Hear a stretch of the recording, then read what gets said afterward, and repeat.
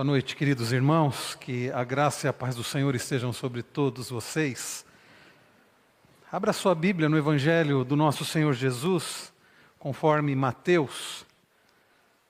Evangelho conforme Mateus, capítulo 5. Nós iniciamos, queridos, na semana passada, a nova série de mensagens, o Sermão do Monte, o Sermão da Montanha. E o nosso propósito é expor os capítulos 5, 6 e 7 do Evangelho conforme Mateus.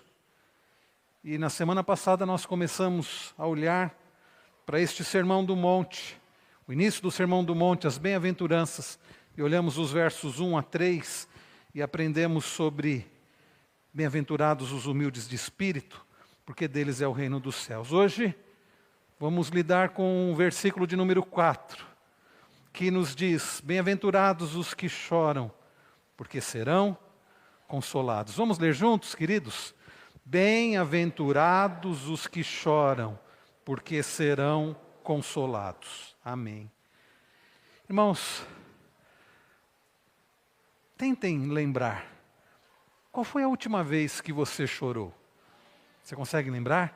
Será que faz tempo? Será que foi hoje? Qual foi a última vez que você chorou? E se você conseguir lembrar, por que é que você chorou? Queridos, nós choramos. Choramos por muitos motivos, não é verdade? Eu, como pastor, tenho, por vezes, presenciado o choro de pessoas. Lá no meu escritório, lá na casa pastoral, na mesa tem uma caixinha de lenços. Esses dias eu não lembro qual dos meus filhos perguntou: por que essa caixinha de lenços, papai? E ao longo do ministério pastoral eu encontro pessoas e lido com pessoas, aconselho pessoas que choram.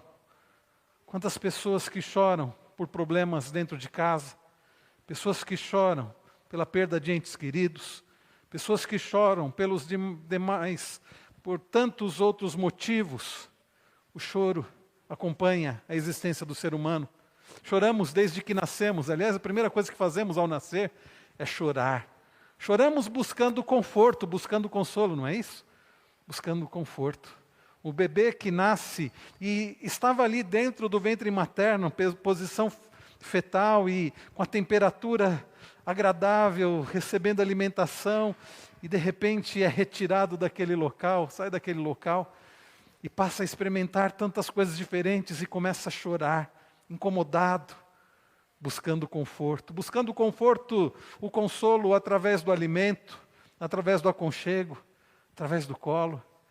E vamos crescendo e vamos experimentando ainda situações que nos levam a chorar e continuamos a buscar conforto e continuamos a buscar consolo. Como eu disse, há muitos motivos que levam a pessoa a chorar. Há alguns que choram por motivo de alegria. Agora há pouco eu estava realizando uma cerimônia de casamento, alguns minutos atrás, e até eles distribuíram isso aqui, ó. Conseguem ver?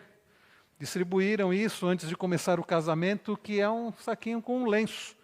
E o meu eu tive que, em dado momento, entregar para o noivo e para a noiva, no momento dos cumprimentos, porque eles precisaram. Foi interessante, e são momentos interessantes, como eu disse, como pastor, quando eu vejo contemplo pessoas chorando de alegria. Mas muitas vezes, como eu disse, contemplo pessoas chorando de tristeza. Queridos, por que é que choramos? Por que é que você tem chorado? Essa história de que homem não chora, homem chora. O homem perfeito chorou, Jesus Cristo chorou.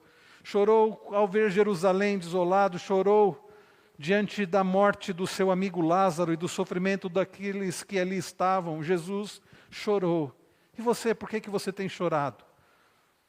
Quando nós olhamos aqui para o texto em que Jesus diz: bem-aventurados os que choram, porque serão consolados, é importante lembrar o significado de bem-aventurados. Na semana passada, no domingo passado, ao começar a lidar com o Sermão do Monte, nós olhamos para os versos 1, 2 e 3 e vimos que Jesus está pregando uma mensagem para os seus discípulos e Jesus fala sobre o reino de Deus.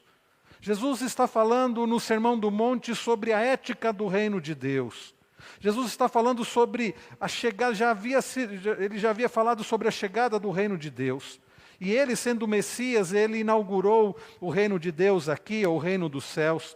E Jesus, queridos, está falando sobre como aqueles que são cidadãos do reino de Deus ou do reino dos céus devem viver. Então, por isso, queridos, que esse sermão tem a ver conosco. É uma mensagem que tem a ver com a nossa vida. Queridos, aqui nós precisamos lembrar que esta mensagem é para aqueles que fazem parte do reino de Deus. Aqueles que já servem ao Senhor e pertencem ao Senhor. E como aqueles que servem ao Senhor e pertencem ao Senhor devem viver? E aqui é que Jesus está ensinando como vivem aqueles que pertencem ao Senhor.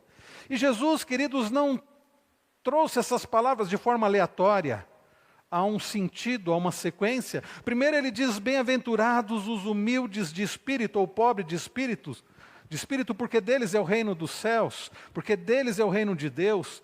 Pobre de espírito, nós aprendemos na semana passada, que são aqueles que, diante da sua real necessidade da presença do Senhor, aqueles que, conscientes da sua total miséria de espírito, pobreza de espírito, diante da realidade do seu pecado, reconhecendo a miséria do seu próprio pecado, reconhecendo não a pobreza no bolso, a pobreza material, mas a pobreza espiritual, reconhecendo isso, eles buscam ao Senhor. Pobre de espírito é aquele que não é altivo de coração, é aquele que sabe quem ele é aquele que sabe quem Deus é aquele que humildemente reconhece a sua miséria e busca o auxílio do Senhor. E esses têm o reino de Deus, esses deles é o reino de Deus. Queridos, depois do Senhor falar sobre a pobreza de espírito, Jesus diz, bem-aventurados que choram, porque serão consolados. Irmãos, há consolo para nós. Deixa eu dizer uma coisa para você, há consolo para a sua vida. Aqui nós vivemos num mundo caído, quebrado, e neste mundo caído, quebrado, nesta terra desolada, há consolo para o nosso coração. Tem alguém, queridos, que resplandece como luz nas trevas, e ele vai te falar sobre consolo. Queridos, sobre um consolo para a pior de todas as dores. Às vezes nós choramos por motivos bobos, banais. Eu me lembro, eu já chorei por causa, por exemplo, de time de futebol. Já chorei por tantas coisas que eu olho e falo, que bobagem. E você já deve ter chorado também. Mas, queridos, o texto nos fala, Jesus nos fala de um choro diferente desses banais. E fala de um consolo maravilhoso para um problema que é o pior de todos os problemas, que no fundo dá origem para todos os problemas, que é o pecado. Hoje nós veremos Jesus ensinar que aqueles que choram pelo pecado e pelos resultados do pecado vão ser consolados. Este é o resumo da mensagem de hoje, simples assim.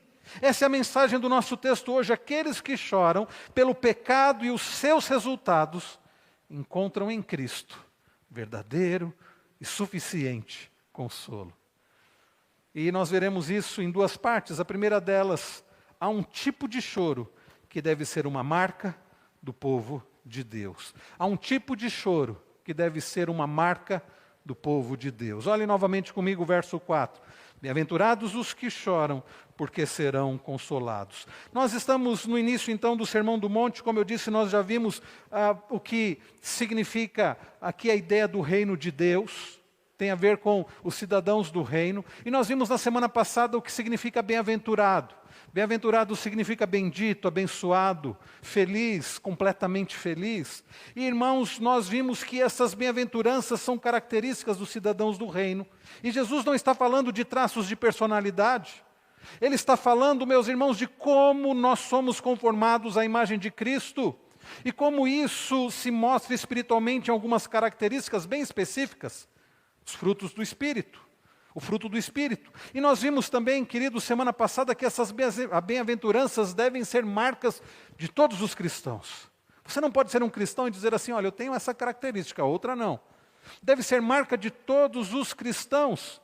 Aprendemos que elas não são apenas para os gigantes na fé, mas para pessoas como nós. E essa segunda bem-aventurança. Depois de termos visto o que significa ser humilde de espírito, Jesus diz hoje, bem-aventurados os que choram. E irmãos, que tipo de choro Jesus está falando aqui? É o choro porque não conseguimos passar no vestibular?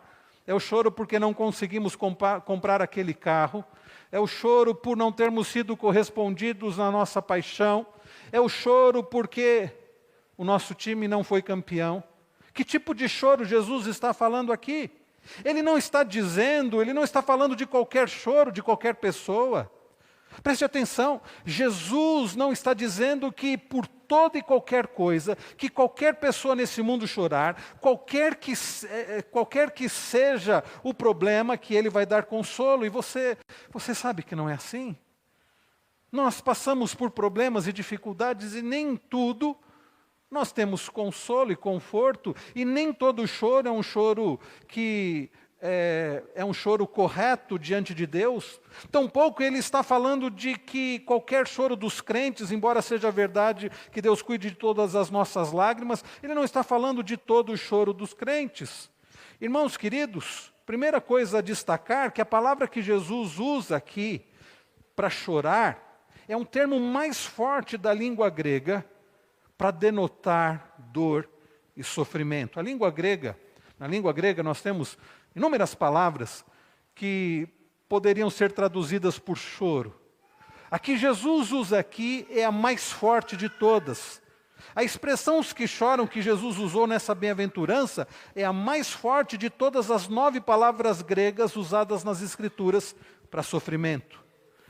E é verdade que nem todos os que choram serão felizes e serão consolados. Que tipo de choro Jesus está falando aqui?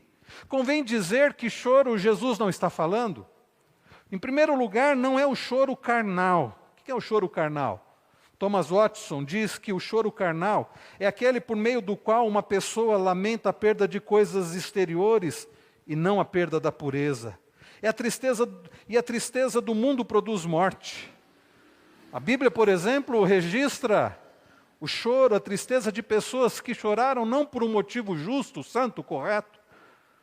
A Bíblia registra, por exemplo, que um dos filhos de Davi, chamado Aminon, chorou de tristeza até possuir sua própria irmã. Era meia-irmã. E depois que ele a possuiu, que ele a fez, ele a ignorou, ele passou a ter nojo dela. Acabe chorou por não ter a vinha de Nabote, a qual ele cobiçava. Faraó chorou por ter feito bem, por ter libertado o povo de Deus. Ele se arrependeu de seu arrependimento, leia lá Êxodo 14. Queridos, não é desse tipo de choro que o Senhor Jesus está falando, não é o choro carnal. Também, queridos, não é o choro do remorso, do desespero. Você já viu aquela cena da pessoa no tribunal? Depois de um crime que ela cometeu, ela está ali, dura serviço, está ali, parece que não tem arrependimento nenhum. Aí sai a sentença e o juiz diz, você foi condenado a tantos anos. E a pessoa passa a chorar.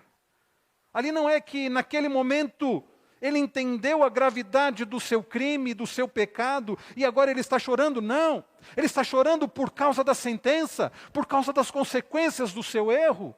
Quantas são as pessoas que só choram quando são descobertas, quando o pecado dela é descoberto? Não é um arrependimento genuíno, é um choro de remorso, de desespero. A Bíblia diz que Judas chorou, mas não foi um choro de arrependimento verdadeiro. Este foi o choro de Judas, de remorso, de desespero. Ele reconheceu o seu pecado e se entristeceu. Ele não confessou, queridos, o seu pecado a Cristo. Ele não reconheceu como deveria o seu pecado. Ele sentiu remorso. Aliás, avalie se o choro que você apresenta é um choro de remorso, um choro de verdadeiro arrependimento. Queridos, não é um choro do medo das consequências do pecado. A Bíblia registra que, após ter matado Abel, Caim, seu irmão, foi confrontado por Deus. E lá em Gênesis 4:13 diz, é tamanho o meu castigo que já não posso suportá-lo. Caim diz isso. É tamanho o meu castigo que já não posso suportá-lo. Seu castigo afligiu mais do que o seu pecado. Veja, chorar pelo medo das consequências, do castigo, apenas pelo medo do inferno, é como um ladrão que chora porque foi apanhado e não por causa da ofensa. Então, queridos, definitivamente, não é desse tipo de choro que Jesus está se referindo aqui. Não é um choro apenas externo e teatral. Tem gente que usa o choro, inclusive, para conquistar coisas.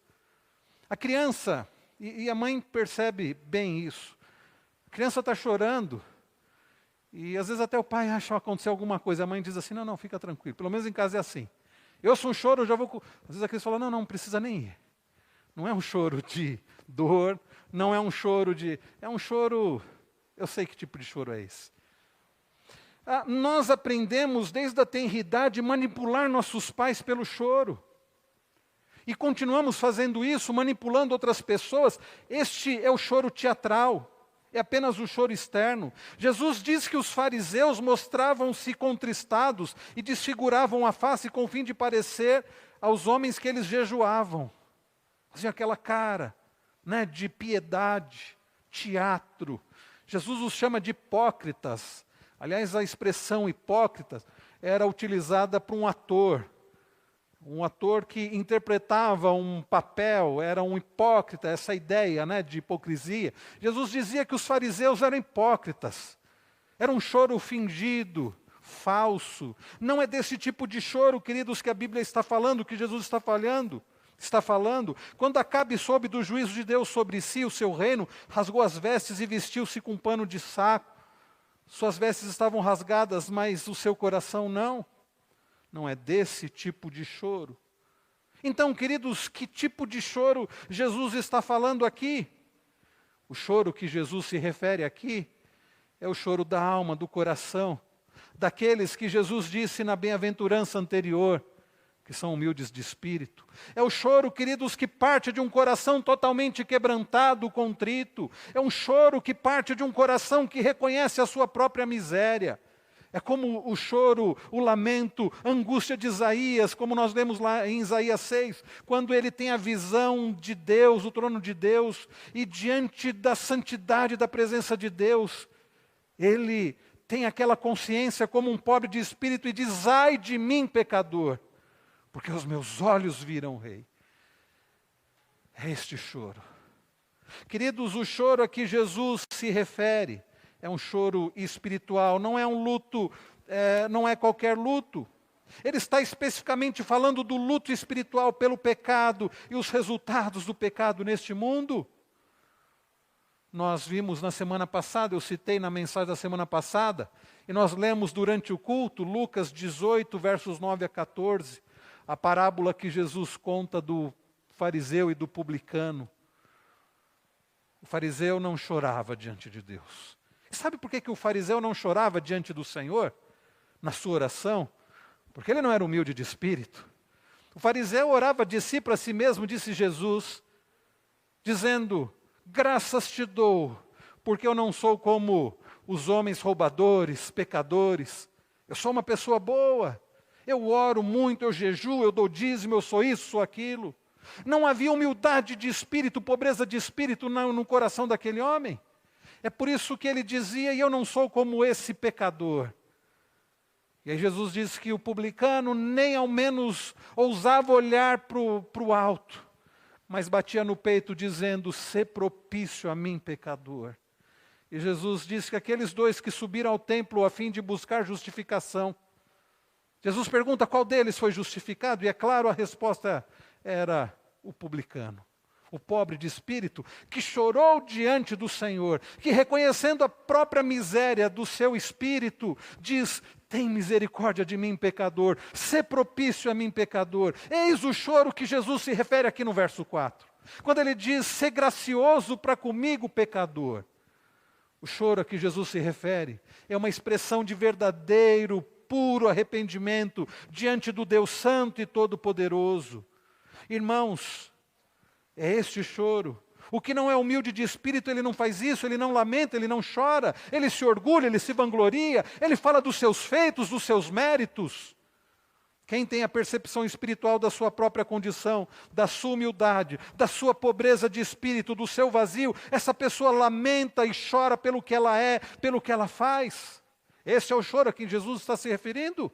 E a pergunta que fica para o meu e para o seu coração é: nós temos chorado dessa forma?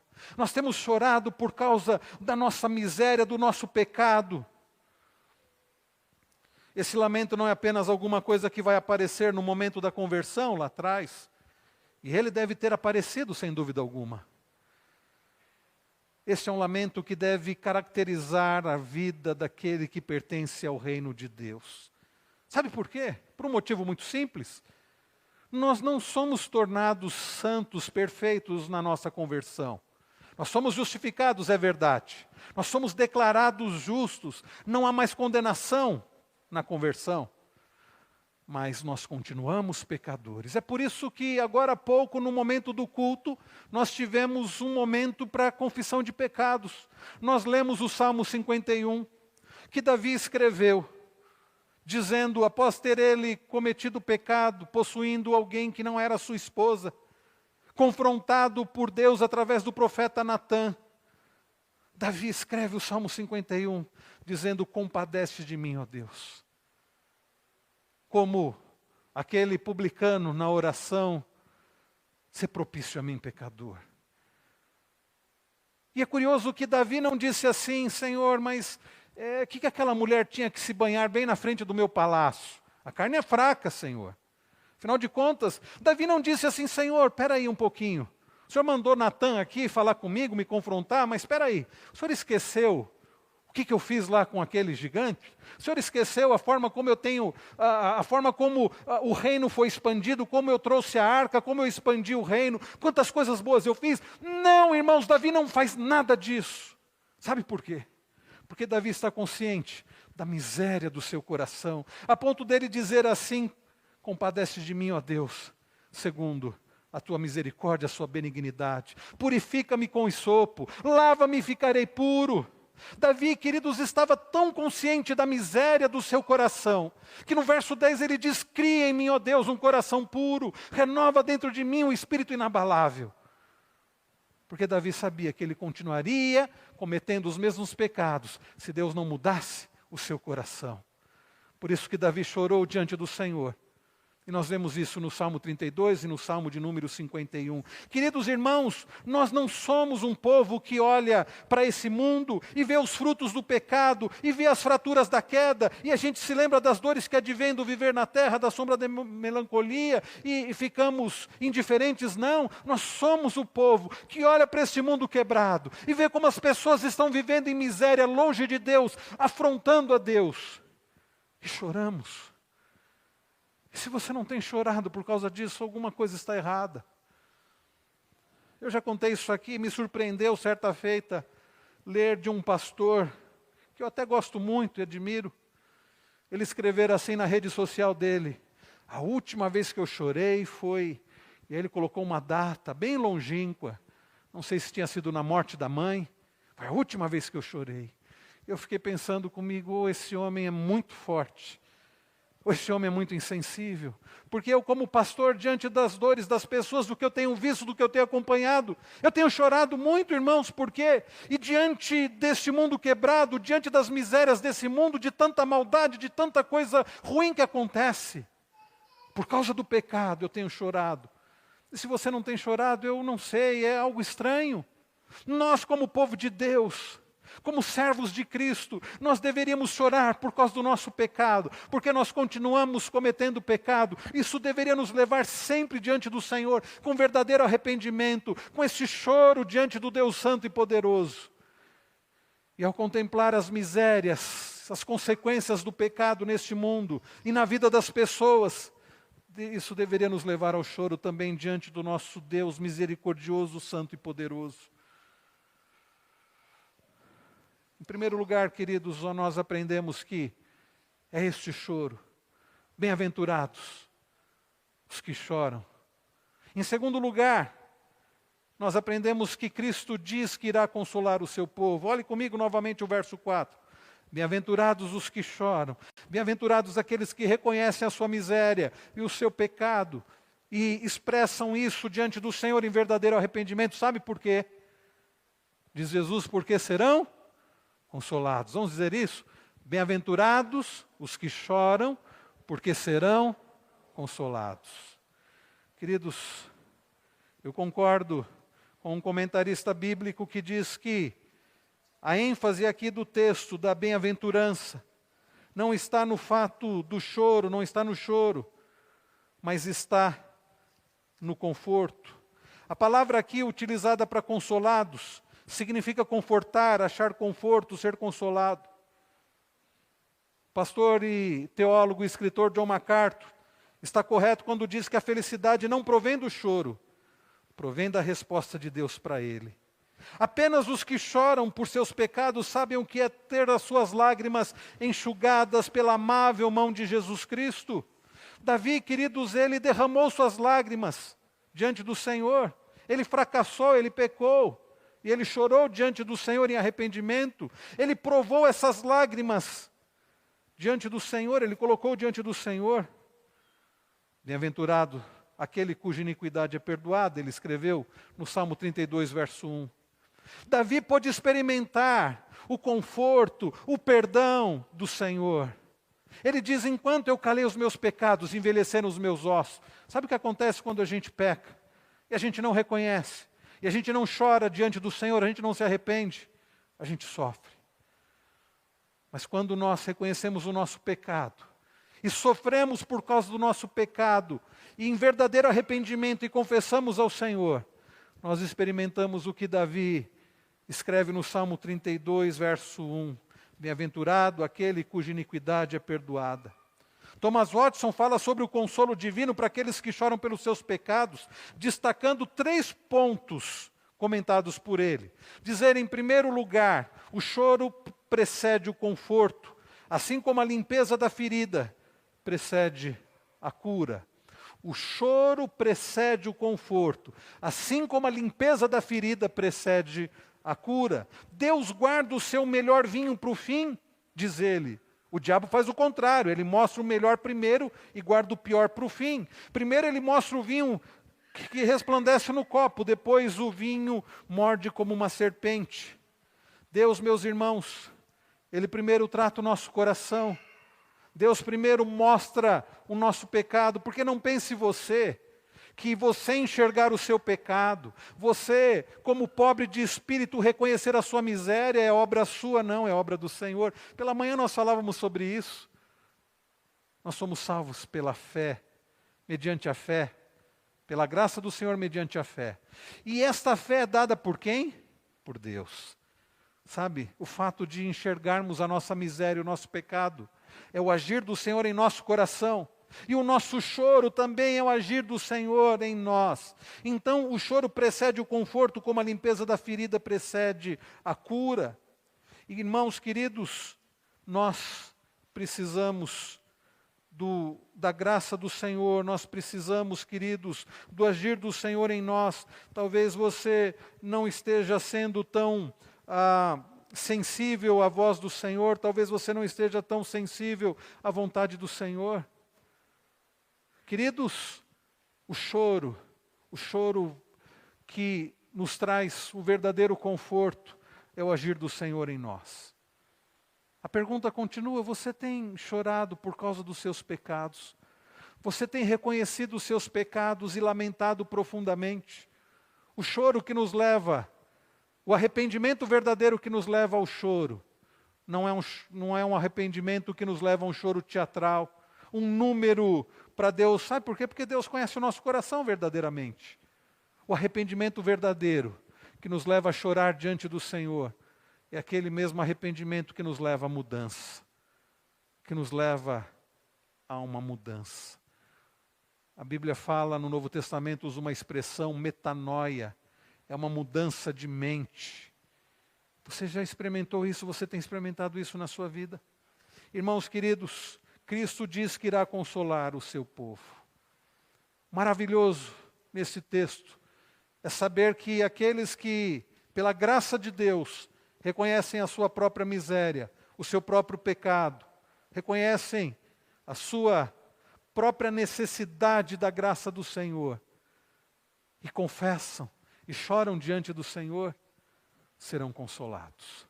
Eu quero dizer para você uma coisa muito séria e maravilhosa. Há conforto e consolo para você, através daquele que suportou grande humilhação. Há conforto e consolo para você, através daquele que deixou a glória, sendo o próprio Deus, para vir até este mundo e assumir a natureza humana. Há conforto para você naquele que foi homem de dores, que soube o que é padecer. Há conforto para você naquele que foi rejeitado, humilhado, cuspido, ferido, foi traído. Há conforto para você em Cristo Jesus. Há conforto para você naquele que suportou dores terríveis no corpo e na alma. Há conforto para você naquele que recebeu a ira do Pai por causa dos nossos pecados. Há conforto para você em Cristo. Se você de fato reconhece os seus próprios pecados, a sua própria miséria espiritual e as consequências do seu pecado, se isso te leva à verdadeira tristeza, arrependimento, este choro diante do Senhor, há conforto para você em Cristo. Queridos, o consolo que temos está na cruz junto ao Senhor crucificado, o nosso Consolador. Naquele que disse: vinde a mim todos que estáis cansados e sobrecarregados, e eu vos aliviarei. Naquele que ao entrar no templo pega a Escritura, o texto de Isaías que diz: o Espírito do Senhor está sobre mim, para proclamar libertação aos cativos, para trazer cura, para trazer conforto e consolo aos oprimidos, para proclamar o ano aceitável do Senhor. Jesus lê esta passagem de Isaías e diz: isto foi cumprido hoje. Aquele texto de Isaías falava sobre Cristo, aquele cujo Espírito do Senhor estava sobre ele, o nosso amado Consolador. A igreja no presente tempo ainda está usufruindo parcialmente da alegria do reino comunicada pelo Messias. Nós ainda enfrentamos, queridos, situações difíceis. A igreja ainda geme aguardando o regresso triunfante de Cristo, quando ela estará para sempre com o seu Senhor. E não somente ela, mas também nós, que temos as primícias do Espírito. Lembre-se, há conforto em Cristo Jesus. Há conforto hoje para a sua vida. E um dia, queridos, seremos confortados completamente.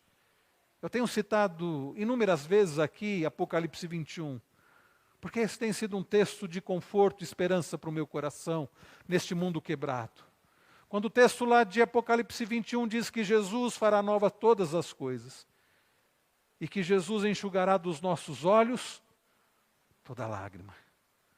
Há conforto para você em Cristo Jesus. No final dos tempos, quando Deus consumar a sua obra, Ele mesmo enxugará de nossos olhos toda lágrima. A tristeza da igreja militante se converterá na alegria da igreja triunfante. Na glorificação futura teremos para sempre, de forma plena, a bem-aventurança prometida. Há consolo para você em Cristo Jesus.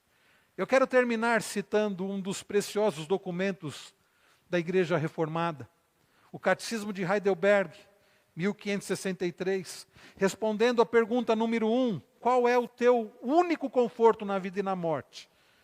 Preste atenção na resposta.